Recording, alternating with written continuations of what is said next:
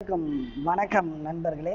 So இன்று தினமணி செய்திகள் பார்க்க போகிறோம். ஸோ எந்த நாளுடையது அப்படின்னு 21 ஜூன் 2024 தினமணி நியூஸ் தான் பார்க்க போகிறோம்.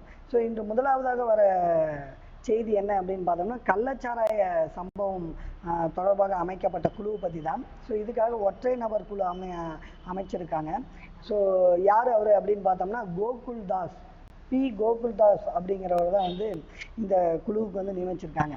ஸோ அடுத்து ரெண்டாவது நியூஸாக என்ன பார்க்குறோம் அப்படின்னா, சர்வதேச யோகா தினம்.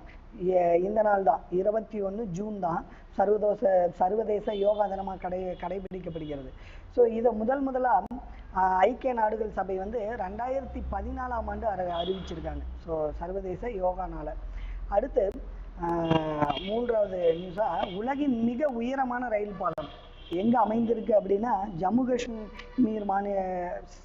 காஷ்மீரில் ரியாசி ஃபாராமுல்லா அப்படிங்கிற வழித்தடத்தில் உள்ள ஜெனாப் பாலம் தான் உலகிலேயே மிக உயரமான ரயில் பாலம் அமைந்துள்ளது அப்படின்னு இருக்காங்க.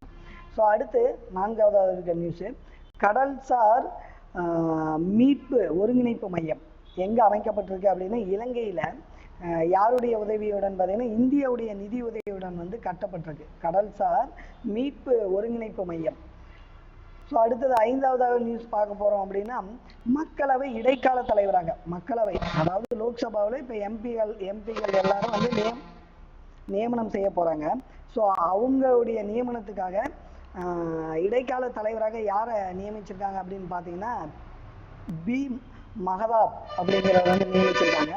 அடுத்து மருந்து உரிமம் மற்றும் கட்டுப்பாட்டு தலைவராக ஆறாவது நியூஸாக பார்க்குறோம். மருந்து உரிமம் மற்றும் கட்டுப்பாட்டு அலுவலராக ஸ்ரீதரை நியமனம் செய்திருக்காங்க. ஸோ இவ்வளோதாங்க இந்த நியூஸ். ஸோ நன்றி, வணக்கம்.